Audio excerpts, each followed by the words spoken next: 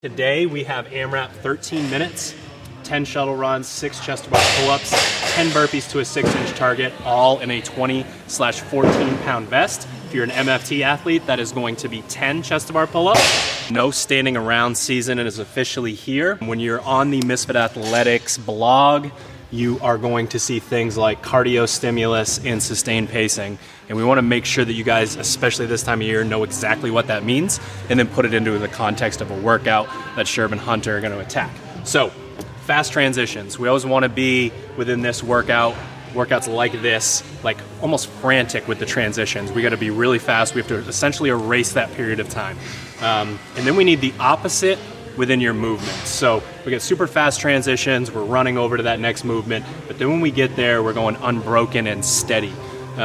We don't want to bring that frantic energy from the transitions into the workout. We want to really breathe through it, be methodical about the way we move, and just, again, not stand around at all. Two things that are really important here that we'll put into the context of the workout in a second are the idea of a fixed cadence movement, something like a wall ball or a chest-to-bar pull-up, where it's going to be pretty similar, the same sort of set, how much time that takes someone. And then we have personal cadence movements. Most obvious thing that we have with personal cadence would be like a machine. You look at the screen, you know that you're at a 150 on the rower and the person you're training against is at a 2-minute. And then most importantly, what this yields at the end, or what it should yield with the sustained pacing instruction that you see written within the workout, is even splits. Okay? We want you to look at an AMRAP. You know, it could be 20 minutes, could be 30 minutes. We want you to see very similar times across the entire workout. The variable that changes is that heart rate. If you went and looked at your heart rate afterwards, it just sort of slowly, gradually makes its way up towards a max heart rate. So we have our fixed cadence here with the chest to bar. We know everyone's going unbroken, especially with a small number. It's gonna be a pretty similar amount of time. Now the nuance within this workout is personal cadence, we have shuttle run, and we have burpee.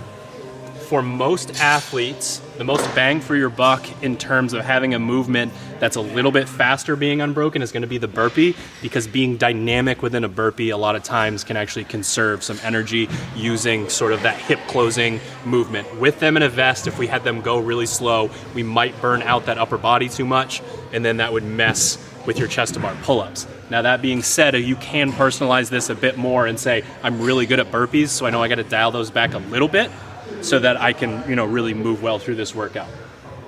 The true personal cadence movement within this is going to be these shuttle runs. This is the movement where we want to see people figure out over the course of this workout, hopefully you figure out a little bit in the warm-up, how fast can you run this entire time to have frantic transitions and move really fast through your chest-to-bar pull-ups and your burpees. In terms of athlete IQ, making note of your splits, having a watch on and doing a lap timer, filming yourself, looking up at the clock, whatever it is, knowing your splits afterwards, writing all of them down, looking at your strategy and figuring out how could I have made this more of a sustained pace the next time is how you actually sort of work this muscle and get better and better at it over time. So we'll do the same thing for these guys and see how it goes. Just some fitness for your entertainments. Get ready for some fun?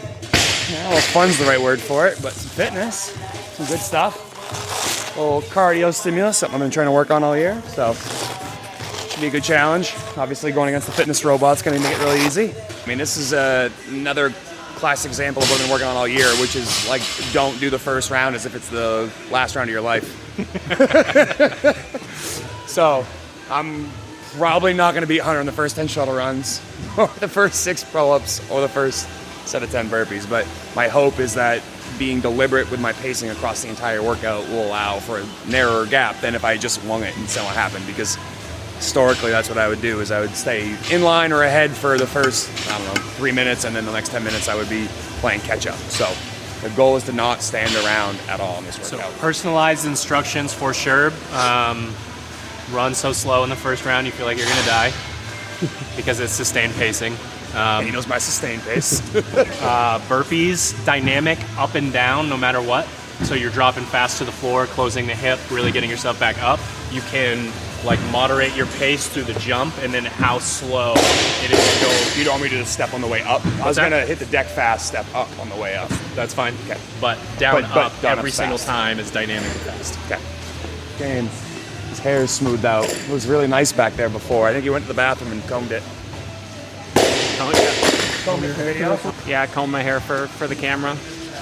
This is a pretty good style of workout for me and the movements. So it might be coming out a little bit faster than maybe I need to, because I'm pretty good at, I consider myself decent at just holding us onto a certain pace. And 6 normally chest to bar pull-ups would be like the crux of it, but there's only 6 of them, so that won't be too much of an issue. But I think the compounding effect of the chest to bar and burpees really sucks on your shoulders, especially with a vest. So, but yeah, I might run a little bit harder in the first round or so, but it won't take long to find that like sustained pacing where it's just like, this is my floor. I'm probably not going to go much slower, but I'm also probably not going to go much faster. So yeah, see how it goes.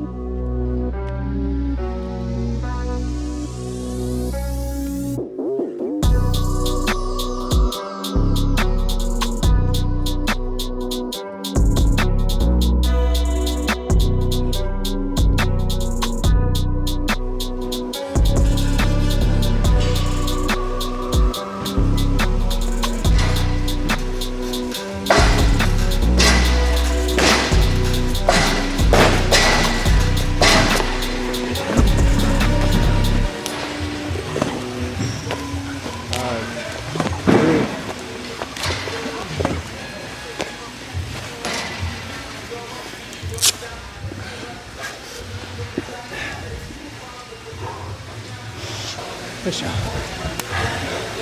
Whew. Fun times. You know, you're around 1? 208. 208. I think it said 11:06, so it would have been a 154. And then what'd you guys get for rounds? 6 plus 6.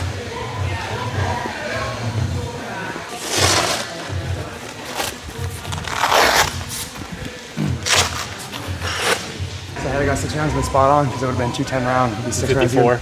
Yeah.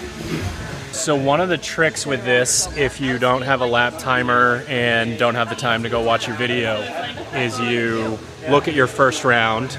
Just make sure that you look at the clock when you're done your first round, and then you look at your score and you just multiply how many rounds you got by what it took and see how close you can get that to having it be 13 minutes. So like an absolutely perfect sustained paced workout would be however many rounds times 208 gets you to exactly 13 minutes.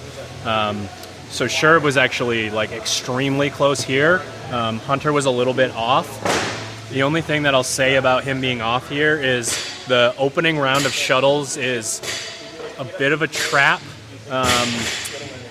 in terms of like you're fresh, are you really going to run that slow during that period of time? So that could be either, were you able to keep your heart rate down fairly well in the first round of shuttle runs?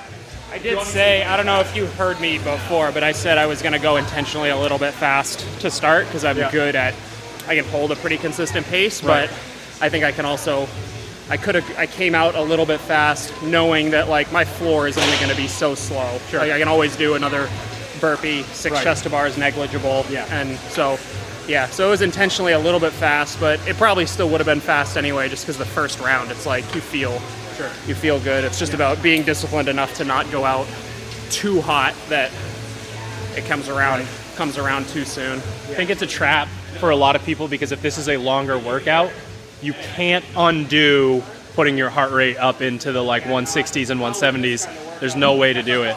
It's going to be harder for you the entire time to keep this mindset because there's a really good chance that you decided to knock out a minute 45 round 1 and sorry, but that's 45 round 2. Yeah, that's not cardio, that's not sustained. So if we raise the stakes in phase 4, comp block 1, and then you get to remove the vest and feel even more under control in competition, that just gives you an opportunity to really know yourself, to really respond to feedback. So the only other metric that I would have them look at is if they're wearing a Whoop or a heart rate strap or whatever to go in and see, I want that for heart rate. I want their heart rate to start at a manageable pace, you know, in the threshold region, and then trend up towards zone 5. Even rounds, heart rate is the variable that goes up. So no standing around season, like we said, is here, and we upped the stakes a little bit with the vest today, but you're gonna see it all throughout the phase. And really just, again, thinking about what this stimulus means, how to execute on it, and then a little athlete IQ work to write down your splits and say, how could I have made this even? And that's what it is.